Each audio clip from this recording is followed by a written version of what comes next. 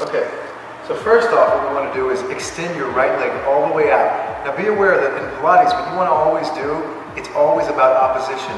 So if you notice my right foot, it's reaching for the wall opposite against my head. So my head is reaching straight this way, my right foot is reaching straight out, and my body's staying centered. Now when you have your body centered, you always want to make sure that your core is as tight as it can possibly be. Now when I say engage your abs, it doesn't just mean the front, it means your sides, which is known as the transversus abdominis. It's your internal girdle that wraps from the front to the back. This is going to narrow your waistline. So what you want to do is engage that. Once you're ready to go, arms are straight.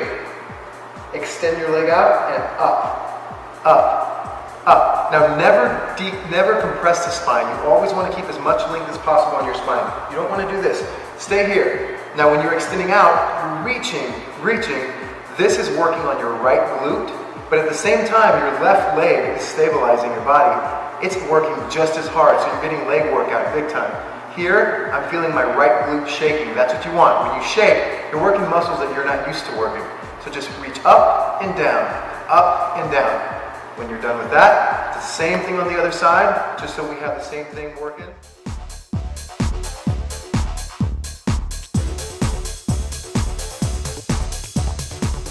Alright, so next what you want to do, you just ended with your left leg out. Now you can do one of two things. You can either keep your left leg out, but now you're going to bring up your right arm. Opposite leg, opposite arm, that keeps you centered. So now you're bringing out your right arm. If this is too much for you to handle, put your leg down. I'm going to keep it up, and this is going to spice up the top of your body. So here, you're going to work your back. You're still working your leg, but instead of moving your leg, now chop the arm. Extending, reaching for the wall in front of you, while still reaching with your leg to the opposite wall. Extending here, I can feel my shoulder burning, really burning. My abs are tight. I'm engaging my transversus abdominis, which is my internal girdle, wrapping from my front to my back. And chop, chop, chop, and that's all you do. Don't forget to inhale or exhale. You gotta inhale or exhale. If you don't, you die.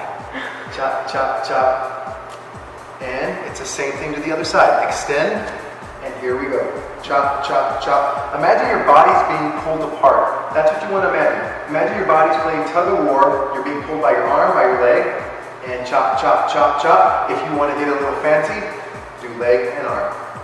And chop, chop, chop, chop, chop, chop, chop. There you go. And a quick stretch after that, a good stretch I like to go into is cat back. Looks just like a cat. You inhale and exhale. Here you bring your abs in and do a stomach massage. You pull the top of your spine, or the middle of your back rather, up to the ceiling. Hands are planted on the floor, and feel that stretch in the back. Inhale and exhale. From here you can go straight into a child's pose, just like this. Extend the arms forward, sit the glutes back onto the heels, extend and just sit into it. You're going to feel the stretch all through here, your lower back. And